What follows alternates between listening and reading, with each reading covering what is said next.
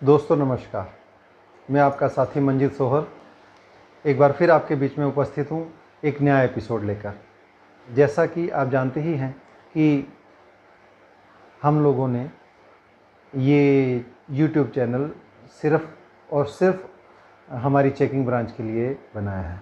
तो सबसे पहले मैं आप सबको दिल से धन्यवाद देना चाहता हूँ, शुक्रिया अदा करना चाहता हूँ कि आपने इसे भरपूर लाइक किया, सब्सक्राइब किया और बड़ी शिद्दत से देखा। मैं एक बार फिर आप सबका आभार प्रकट करता हूँ। भाइयों, जैसी कि खबरें आ रही हैं कि जून के फर्स्ट वीक में गाड़ियों का परिचालन किया जाएगा। कुछ पैसेंजर्स मेल एक्सप्रेस गाड़ियाँ चलाई जाएंगी और गाड़ियाँ चलेंगी तो हमें ड्यूटी पर जाना ही है। अब भाइयों, मैं यहाँ ये बात आपसे कहना चाहता हूँ कि जिस प्रकार इस कोरोना के पीरियड में डॉक्टर्स ने, नर्सेज ने, पुलिस ने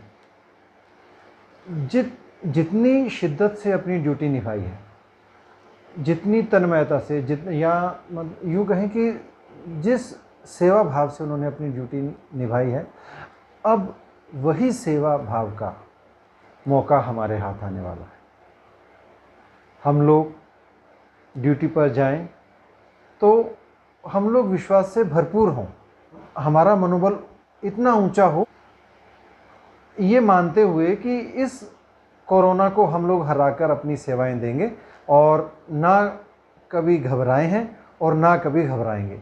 मैं जानता हूं हमारा चेकिंग ब्रांच, हम लोग बहुत सारी रैलीज़ होती हैं, ओवर क्राउडेड गाड़ियां होती हैं, हम लोग उनमें भी अपनी ड्यूटी निभाते हैं और पूरी शिद्दत से निभाते हैं।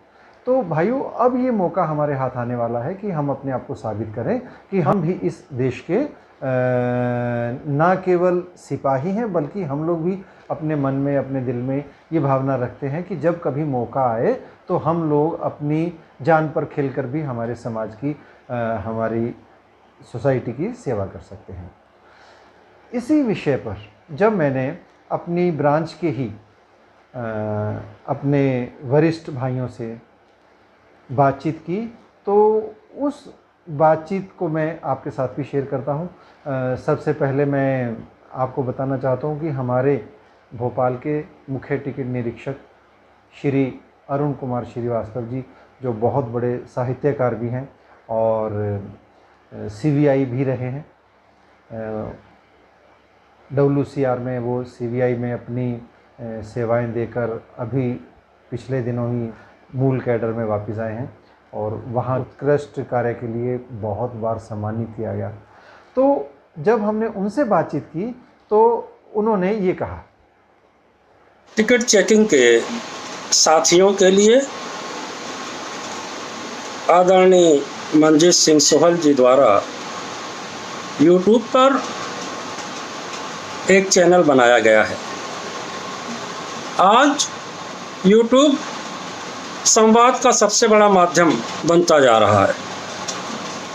ऐसी स्थिति में निश्चित रूप से यह मंच टिकट चेकिंग के साथियों के लिए उपयोगी होगा। एक ऐसे प्लेटफॉर्म की आवश्यकता काफ़ी समय से महसूस की जा रही थी। कोरोना की इस वैश्विक आपदा में जो सामाजिक सांस्कृतिक परिवर्तन हुए हैं, उनसे टिकट चेकिंग पर भी प्रभाव पड़ेगा। कार्य का वातावरण हो या रेल यात्रियों के प्रति टिकट चेकिंग के दायित्व, सब में कहीं ना कहीं उस समर्पण और निष्ठा के साथ कुछ सावधानी की आवश्यकता भी आने वाले समय में परिलक्षित होगी।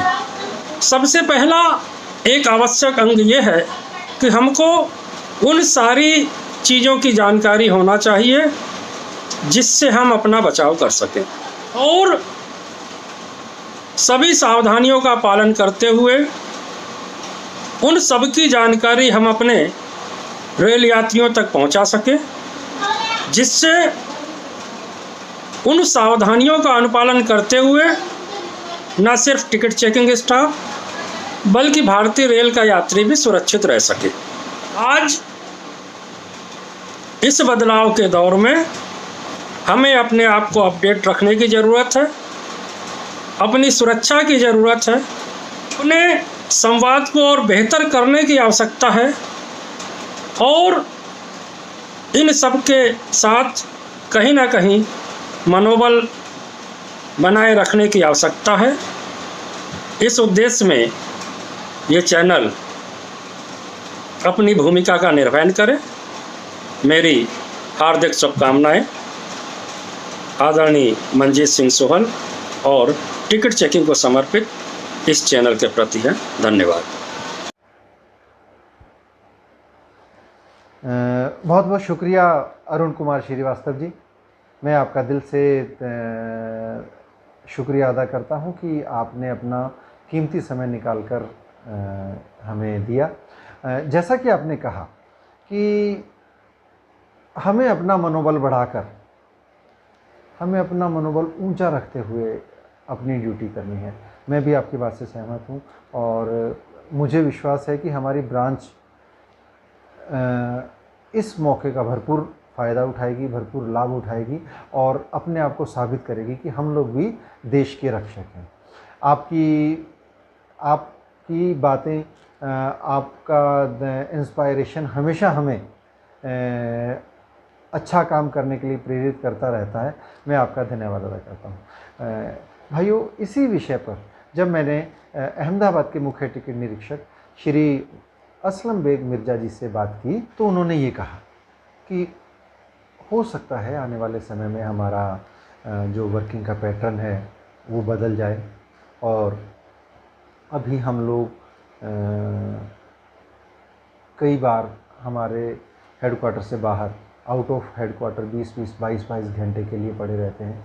तो हो सकता है प्रशासन उसे कम कर दे या फिर वर्किंग इस तरह का डिवाइड किया जाए कि कोई भी स्टाफ जो एक हेडक्वार्टर से चलता है वो जहाँ से उसे तुरंत वापस दूसरी गाड़ी मिलती हो वहाँ तक का उसका वर्किंग हो, और जिसे ऑप्टिमाइज यूटिलाइजेशन कहते हैं कि सारे स्टाफ को इस तरह से समायोजित करना कि उनका ज़्यादा से ज़्यादा फ़ायदा लिया जा सके। हो सकता है हम लोगों का वर्किंग पैटर्न चेंज हो जाए और ये जो छोटे छोटे वर्किंग है हमारे 3-3, 4-4 घंटे, इसे हमसे लेकर के हमारी दूसरी डिवीज़न को या दूसरे हेडक्वार्टर को दे दिया जाए ताकि वही ऑप्टिमाइज यूटिलाइजेशन। जब मैंने उनसे पूछा कि इस कोरोना पीरियड में आपके क्या विचार हैं कि हम लोगों को किस तरह से अपनी सुरक्षा करनी चाहिए, तो उन्होंने कहा कि यूँ तो हमारा सारा कैडर पढ़ा लिखा है और भली भांति ये सब चीज़ें जानता है कि अपने आप को कैसे बचाना है, लेकिन फिर भी मेरा ये मानना है कि हम लोग आत्मविश्वास, कॉन्फिडेंस के साथ में ड्यूटी करें और घबराएं ना। ये ज़रूरी नहीं है कि कोरोना हमसे ही आकर लिपटेगा। यदि हम लोग कोरोना से दूर भागेंगे तो कोरोना भी दूर भागेगा। तो मैं भी इनकी बात से सहमत हूँ कि हमें अपने आप को कोरोना से बचाकर भी रखना है और अपनी ड्यूटी भी पूरी करनी है। मैं असलम बेग मिर्ज़ा जी का बहुत धन्यवाद, शुक्रिया अदा करता हूँ कि उन्होंने भी अपना ये कीमती समय निकाल कर हमें दिया। भाइयों, इसी विषय पर जब मैंने रतलाम डिवीज़न के हमारे मुख्य टिकट निरीक्षक श्री यशवंत पावेचा जी से बात की तो उन्होंने ये कहा। मित्रों नमस्कार। जैसा कि आप सबको मालूम है, अभी हम एक बहुत संक्रामक बीमारी से गुजर रहे हैं जिसका नाम है कोरोना। जब भी ट्रेनें प्रारंभ होती है और हमारी ड्यूटी भी स्टार्ट होती है, हमें इसी बीमारी के साथ जीने के लिए कुछ विशेष प्रयत्न करना पड़ेंगे। जब भी हम घर से निकलकर ड्यूटी पर जाएं तो हम एक शब्द विशेष रूप से याद रखें, SMS। एस का मतलब सैनिटाइज़र, एम का मतलब मास्क और तीसरे एस का मतलब सोशल डिस्टेंसिंग। इन 3 चीज़ों का हम विशेष रूप से ध्यान रखें। जब भी किसी पैसेंजर से टच में आए, जब भी किसी छूने की जगह पे हमें बार बार टच करना पड़े, तो हम सैनिटाइज़र का उपयोग आवश्यक रूप से करें। कहीं पर भी जाए मास्क लगाकर रखें, नियमित रूप से रखें, और हर पैसेंजर से कम 2 से 3 फीट की दूरी पर उपस्थित रहें। इस बात का हमें विशेष रूप से ध्यान रखें।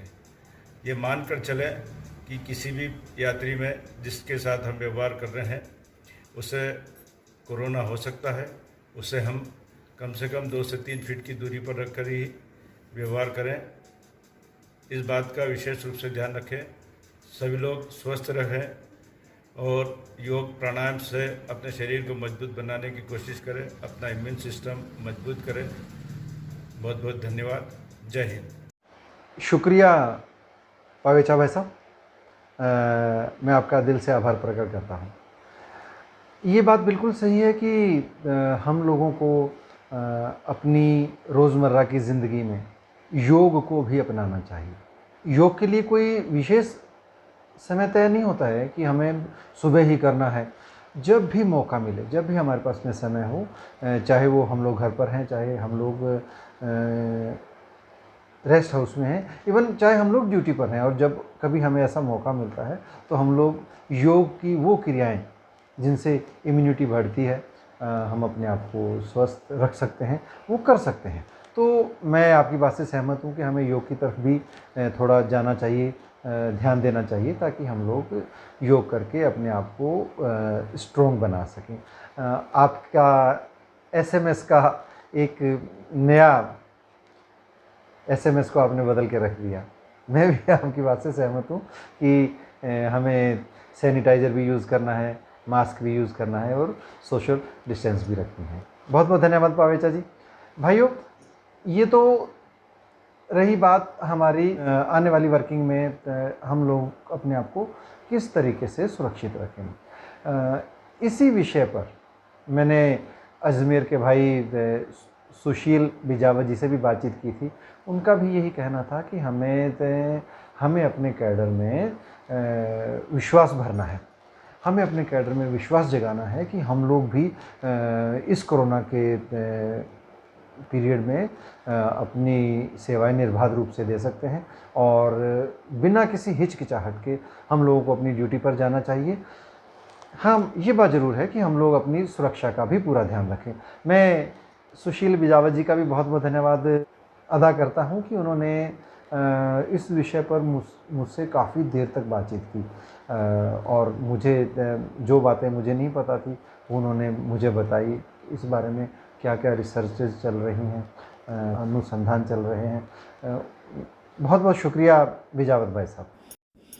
दोस्तों, इसी विषय पर जब मैंने IRTSO के अध्यक्ष श्री मनीष श्रृंगऋषि से बात की तो उन्होंने क्या कहा, आइए सुनते हैं।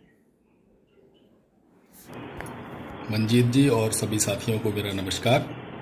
जैसा कि हम सभी जानते हैं, देश इस वक्त बड़ी बुरी महामारी से ग्रस्त है और आज तक 1 लाख से ज़्यादा हमारे जनता में से संक्रमित व्यक्ति पाए गए हैं।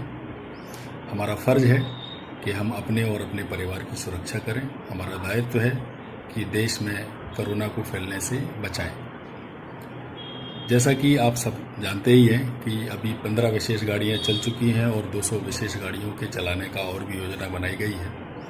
तो अभी हमारे कैडर को क्या करना होगा, कैसे करना होगा, फ़िलहाल तो कुछ कहा नहीं जा सकता। और कोरोना के प्रकोप से हमें जितना बचना है उतना हमें प्रयास करना चाहिए। आने वाला समय कैसा होगा ये तो समय ही बताएगा, लेकिन उस समय तक जिंदा रहने के लिए हमसे जो किया जा सकता है वो हमें करना चाहिए। आप सभी से मेरा निवेदन है कि अपने आप को सुरक्षित रखें, स्वस्थ रखें, आने वाले समय के लिए तैयार रखें। सभी को मेरी ओर से बहुत बहुत शुभकामनाएं। शुक्रिया मनीष भाई।